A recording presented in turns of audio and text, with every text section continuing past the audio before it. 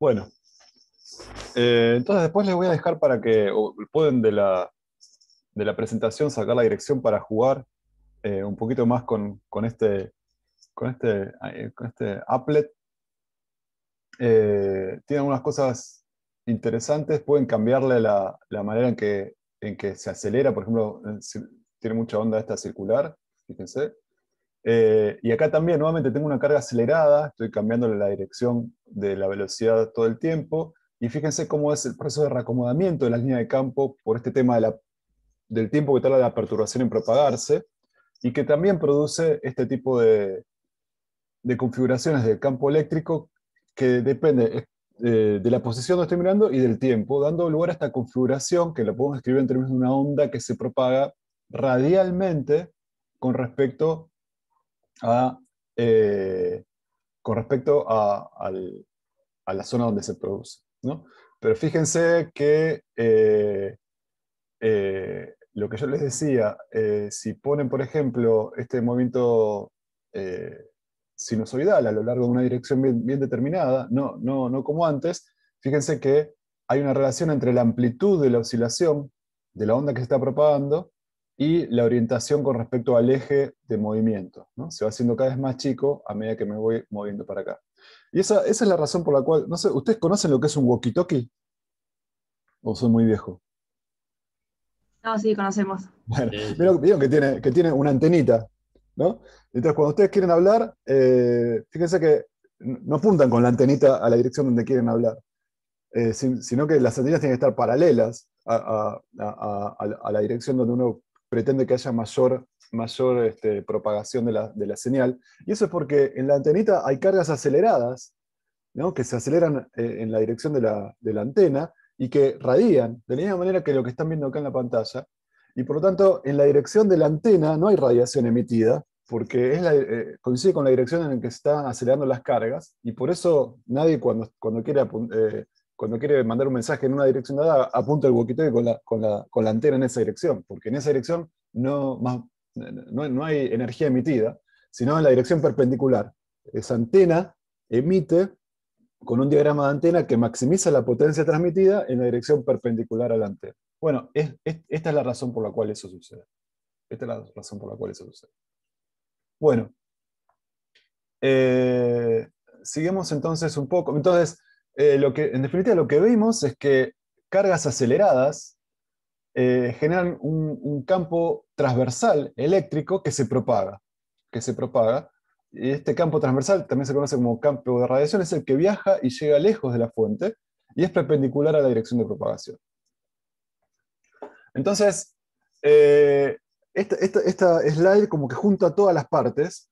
Por un lado, estaba la visión de Huygens de una onda, de algo que se propaga, cómo describirlo. Por otro lado, está Maxwell que dice, bueno, la luz es una perturbación electromagnética, que eso es lo que se propaga. Y entonces lo que tengo que entender es que yo en el origen tengo una carga puntual, por ejemplo, acelerada, y eso genera un patrón en el espacio, esta es una foto nada más, de una distribución del campo eléctrico perpendicular, ese es el campo de radiación, el otro se va perdiendo y decae muy rápido lejos de la fuente, lo único que queda fuera de la fuente, perdón, lejos de la fuente es el campo perpendicular, y entonces yo tengo esta situación donde esta es una foto donde congelé la distribución espacial del campo eléctrico y como les decía antes, esto por ejemplo querría decir que el campo eléctrico acá tiene esta amplitud, acá una amplitud más grande, acá apunta para el otro lado, etcétera, etcétera. Y a medida que pasa el tiempo eso se propaga, ¿no? Porque se va desplazando en el tiempo si esta perturbación electromagnética es armónica a un punto. Sí, es armónica en el tiempo. ¿Y cómo describo eso?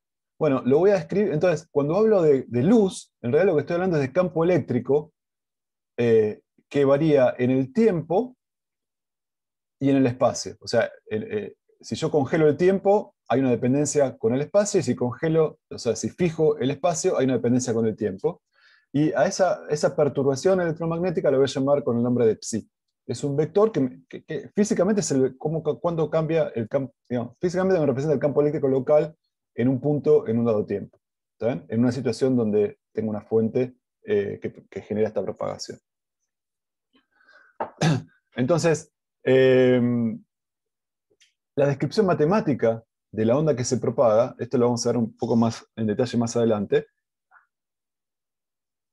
es esto que está acá. Eh, Acuérdense que lo que voy a describir es la perturbación, y la perturbación es en el campo eléctrico. Entonces, es un vector que va a cambiar en este caso está cambiando su módulo en función de dónde estoy mirando, con referencia a este epsilon 0, dónde estoy mirando, porque el coseno de x va a cambiar si cambio el x, pero también, si fijo dónde estoy mirando, en el tiempo también va a cambiar de manera armónica. ¿Se entiende? Entonces, esta es una función que depende de x y de t como una combinación lineal particular de x y de t de esta forma. Perdón, entonces phi sería la onda electromagnética. Psi es esta que está acá. Sí, perdón, sí. Psi es la perturbación electromagnética, que en definitiva para nosotros va a ser el campo eléctrico en un dado punto, a un dado instante, ¿no? Listo. Y esta es la forma matemática. Si la perturbación, si la fuente es de carácter armónico, o sea, por ejemplo, un seno que se mueva así, va a generar una perturbación también armónica la voy a poder describir de esta manera. ¿Está? Es algo similar a lo que pasa con la perturbación que se genera cuando tienen una cuerda y eh, ahí la perturbación sería la altura de la cuerda con respecto a la condición estacionaria, que es esta que está acá. Voy a tener algunos lugares, si saco la foto, voy a tener lugares de máxima perturbación, lugares de mínima perturbación y de máxima perturbación para otro lado. Y la perturbación se mueve hacia la derecha, perdón, la onda se mueve hacia la derecha, pero la perturbación local es perpendicular, ¿no? Porque son desplazamientos verticales. Es un caso similar a lo que estoy hablando con el caso eléctrico. Y en esta descripción matemática va a tener que ver parte con el dominio temporal y parte con el dominio espacial, y hay constantes acá asociadas que van a tener un significado bien preciso. Por ejemplo, esta K es lo que multiplica a X en esta descripción de esta onda unidimensional. Se llama número de onda, y sucede que 2pi sobre K K tiene unidades de 1 sobre longitud, ¿no? Porque si X es longitud, K por X no tiene que tener unidades porque es el argumento del coseno, ¿no? Entonces K tiene unidades de 1 sobre longitud, W tiene unidades de 1 sobre tiempo, y K cumple que 2pi sobre K es una cantidad que se llama lambda, que se llama longitud de onda, y que representa justamente la distancia entre crestas, ¿no? La distancia entre las olas de la perturbación.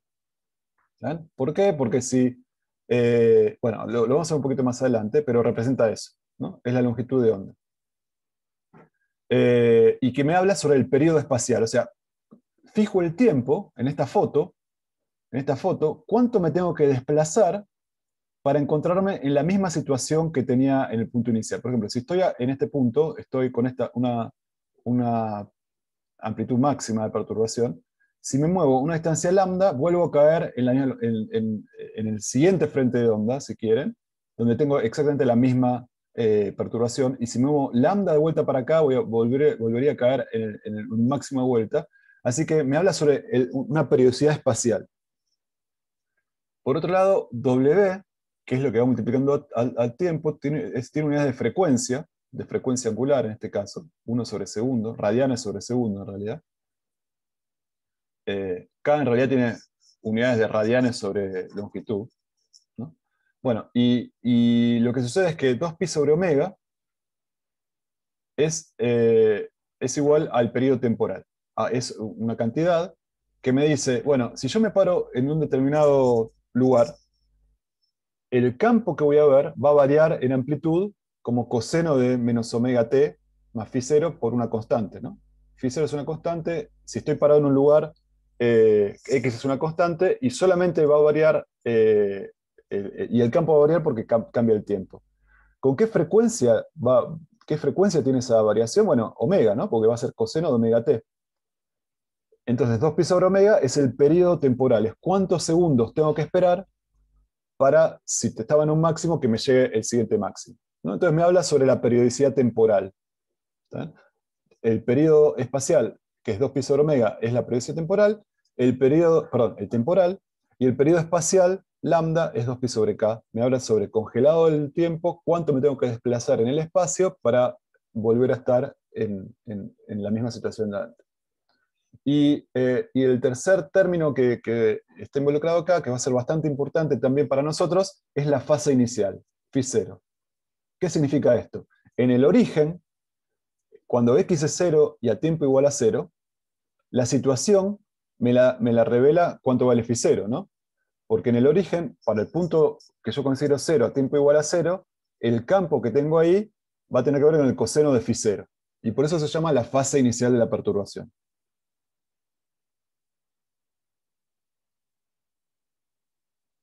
Ay, me perdí un chiste ahí, pero no importa. Estoy viendo el chat. Bueno, ¿se entiende estos tres elementos? ¿Cómo entra en juego K, W y phi0? Bueno, entonces,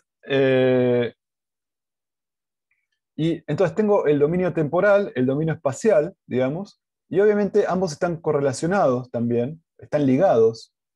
La periodicidad temporal está dada por T grande, por el periodo temporal, y lambda, la que es la periodicidad espacial, están ligadas a través de una conexión que viene dada por la siguiente. El producto entre la longitud de onda, esta distancia entre crestas, y el tiempo y la frecuencia de la perturbación, lambda por la frecuencia, es la velocidad a la que se está moviendo la perturbación. ¿Bien?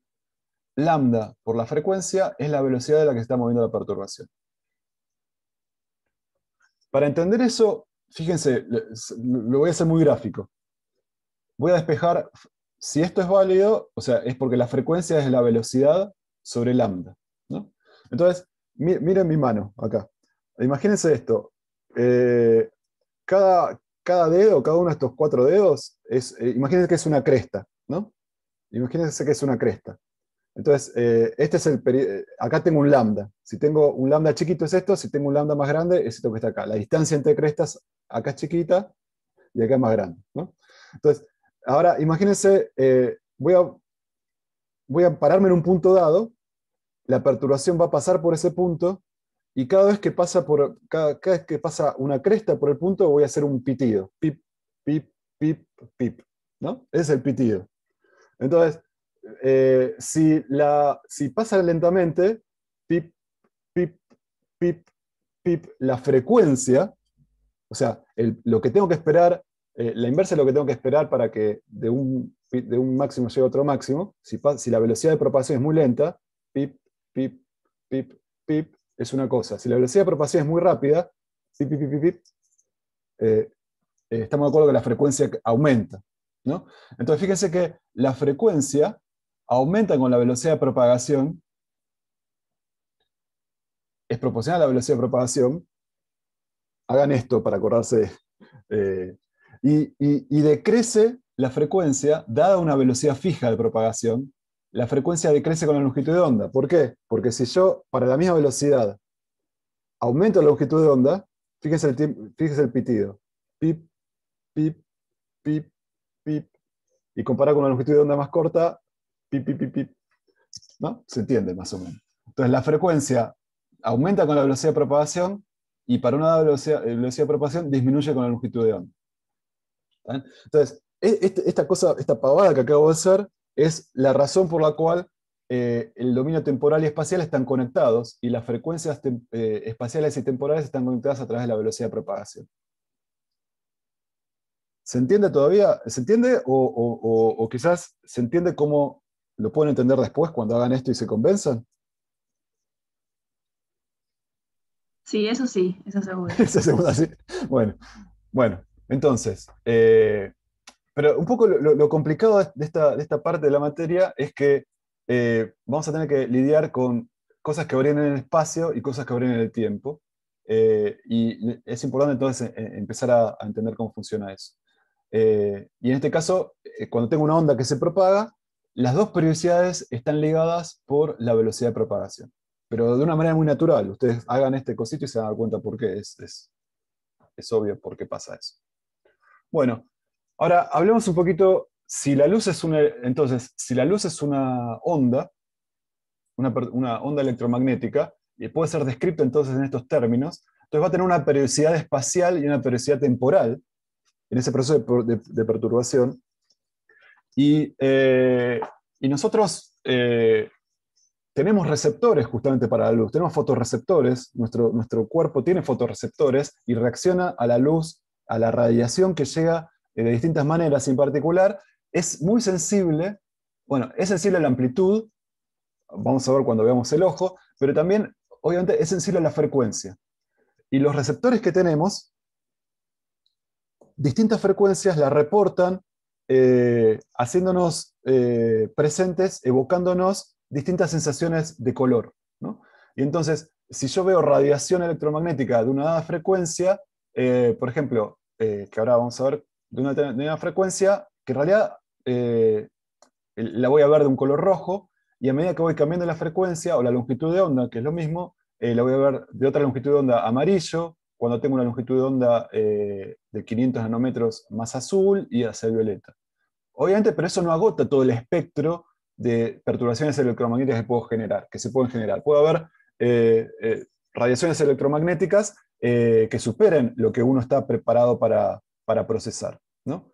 Entonces, lo que sucede entonces con la luz es que con las ondas electromagnéticas es que admiten una descripción en términos de estas ondas que se propagan, y entonces voy a tener una frecuencia y una longitud de onda asociada, y como sabemos, acá abajo, la velocidad de propagación tiene que ser igual a lambda por la frecuencia, la longitud de onda por la frecuencia, por lo que les acabo de decir del pi, pi, pi.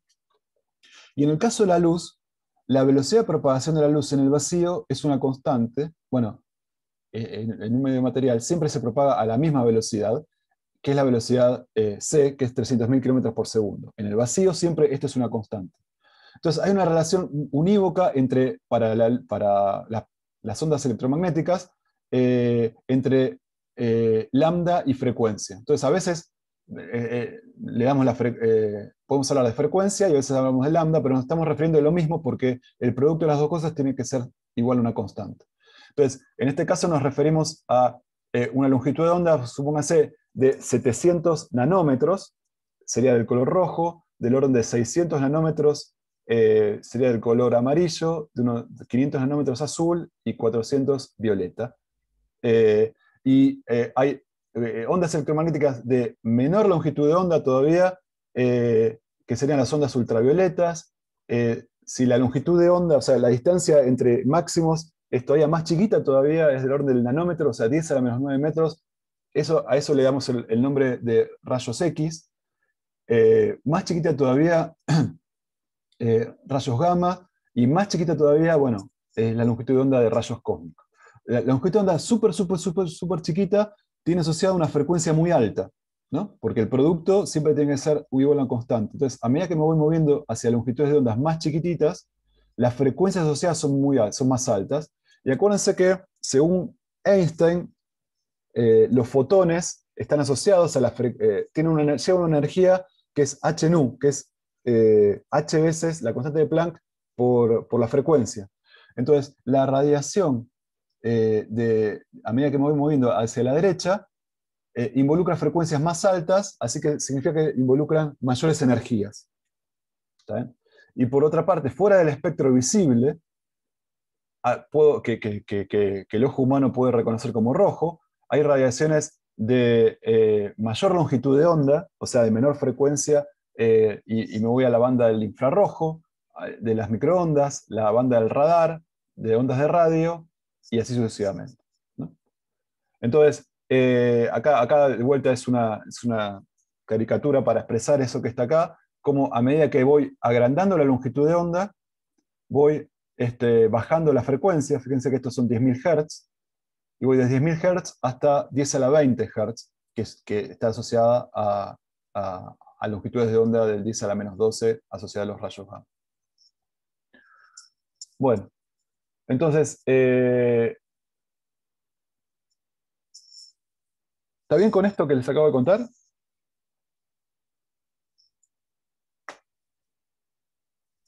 Sí, perfecto. Bueno, le quería contar dos cositas nada más para finalizar la clase de hoy. Una es la siguiente. Entonces, vimos que cargas aceleradas radian, digamos, y esa imagen que acabamos de ver sirve para explicar esa fenomenología de cargas macroscópicas, cuando yo no me preocupo mucho de las características cuánticas, digamos, de la materia. Pero desde un punto de vista cuántico, la manera de describir la situación es la siguiente. Yo tengo un átomo, y ustedes saben que puedo representar, y tengo una nube electrónica, y puedo representar esa situación en términos de un diagrama de niveles, ¿no? Para los estados electrónicos. Entonces, este esquemita es un esquemita que me dice, bueno, yo al electrón, los electrones que están ligados al átomo, los puedo encontrar con ciertas energías. Algunos con más energía que otras, pero esos niveles de energía están cuantificados, ¿no? Y entonces los cuantifico pictóricamente, los dibujo. Estos son los niveles de energía. Este es un electrón que está en una energía asociada a esta órbita más alta que esta que está acá. Entonces, a baja temperatura en general, se encuentran poblados los niveles más bajos de energía, ¿no? Todos los electrones están en la zona de menor energía. Ahora, los electrones externos además pueden ser excitados, y en este esquemita significa que pueden estar en un nivel y pasar a un nivel, absorber cierta energía y pasar a un nivel energético de mayor energía, ¿no? Pegando un salto desde una órbita hacia arriba. Ahora, desde el punto de vista cuántico, estos procesos pueden suceder solo si la cantidad emitida o absorbida de energía es un número muy específico. O sea, un número no puede ser un valor cualquiera, tiene que ser un número muy específico. Entonces, uno habla de que los electrones pueden absorber, para hacer esta transición, absorber energía, esta de acá a acá, solo cuando reciben cierta cantidad de energía y no más y no menos, porque la energía viene en cuanto. Estos saltos ocurren cuando tengo exactamente la energía necesaria y no más para pegar el salto. ¿Está bien? Entonces, están estos niveles de energía discretos que puede usar un electrón para estar de un estado a un estado, pasar a un estado más excitado, o a su vez desexcitarse, emitiendo una cantidad precisa de energía en ese proceso de desexcitación. Entonces, los electrones solo pueden emitir o absorber energía de a paquetes, de a cuantos. Y esos cuantos, esos cambios de energía, bueno, al hacerlo, lo pueden hacer cuando son excitados, por ejemplo, con luz. Entonces, ¿cuál es la figura que aparece acá? Bueno, yo tengo una radiación electromagnética que incide sobre la nube electrónica, y el electrón lo que hace es absorber parte de esa energía, absorber la energía de esa radiación y usarla para ir a un estado más elevado de energía. Ahora, en esa figura, para describir correctamente lo que pasa, me conviene usar la descripción en términos de fotones, no tanto de radiación, sino en términos de fotones. Entonces, lo que yo digo es, cuando un electrón pasa de un estado, por ejemplo, de este que está acá, a un estado excitado, para arriba, absorbe un fotón que venía con una cantidad muy específica de energía, con la energía necesaria para pegar el salto, o sea, asociado a una radiación de una frecuencia muy particular, tal que H por la frecuencia le daba a ese fotón la energía asociada para hacer este intercambio. ¿Está bien? Entonces no puedo absorber cualquier fotón ni emitir cualquier fotón, siempre tiene que ser en términos del salto que voy a pegar. Y eso es muy interesante entonces, porque si yo tengo un electrón excitado, la manera de excitarse va a ser emitir un fotón, o sea, radiar, o como acelerarse un poquito, desacelerarse un poquito. En esa desaceleración, pasar a un nivel energético inferior, emitiendo radiación de una frecuencia muy particular asociada al fotón que tenga la energía del salto correspondiente. Entonces, los fotones que puede producir los electrones de un dado átomo en este proceso de decaimiento, por ejemplo, de desexcitación, son muy específicos porque tienen que ver con las energías las energías de los saltos correspondientes. Así que no puede emitir en toda la gama, con todas las frecuencias, sino con algunas frecuencias muy particulares y propias del átomo en cuestión, porque dependen de la estructura de los niveles electrónicos de energía del átomo en cuestión. Entonces, distintos átomos van a producir distintos espectros de desexcitación, o sea, líneas de distintos colores, relacionadas con los saltos que pueden pegar o no los electrones al desexcitarse. ¿Sí? Y eso se usa para saber de qué está hecha la luz, por ejemplo, emitida por determinados elementos que están, no sé, objetos astronómicos, por ejemplo, que están muy lejos. No sé, la única manera que tengo de ver qué hay es analizando la luz que recibo de ellos. Y también, obviamente, se estudia mucho en espectroscopía acá en la Tierra para ver la composición de gases o materiales que me interesa caracterizar. ¿Se entiende este concepto?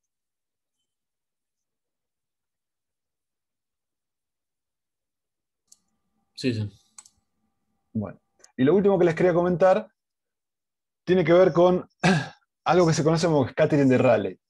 ¿Está bien? O la respuesta de por qué el cielo es azul. Si ustedes se ponen a pensar, digamos, a ver,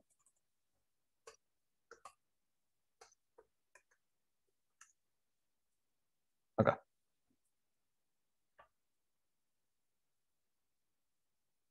Un segundito.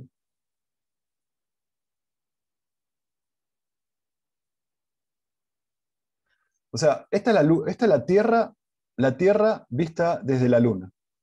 ¿Está bien? Entonces, fíjense que el cielo de la Luna no es azul. El cielo de la Luna es negro. ¿Está bien? Yo veo acá a la Tierra porque hay luz emitida por la Tierra que viaja y llega al receptor que está en la Luna en este momento. Pero si miro en esta dirección, que no tengo una fuente directa, la luz emitida por la Tierra viene para acá y no modifica la luz que me llega de esta dirección o de esta otra dirección. ¿Bien? Ahora, en la Tierra, si ustedes están al lado de una ventana, miran para cualquier lado y en general ven azul. La luz del sol, el sol estará en un lado, pero a ustedes les llega luz de todos lados y la luz que les llega de todos lados es azul. ¿Por qué sucede esto? Fijémonos esto que está acá. El sol en este caso estaría acá arriba, y imagínense que yo estoy acá abajo, y entonces los rayos que me llegan del sol, a mí, acá, que estoy acá abajo, son estos que están acá.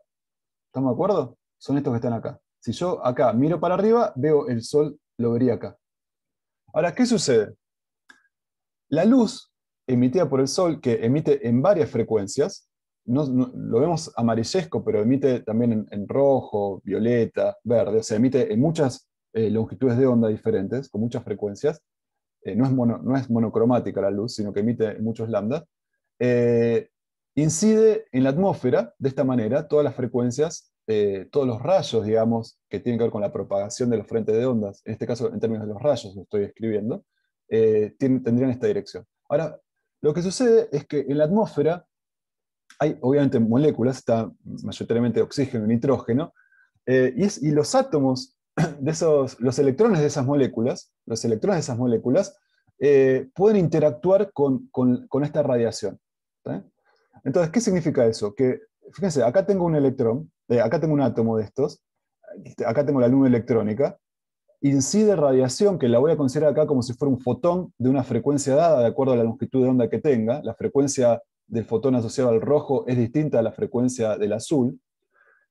Y lo que sucede es que si la frecuencia esta es apropiada y de acuerdo y resuena, digamos, con la estructura de niveles del átomo en cuestión, los electrones pueden absorber ese fotón y con esa absorción pueden saltar a un nivel excitado y instantes después se van a desexcitar, perdón, se van a desexcitar y todo el cambio de energía que tuvieron hacia arriba, en la desexcitación lo devuelven, digamos, emitiendo un nuevo fotón.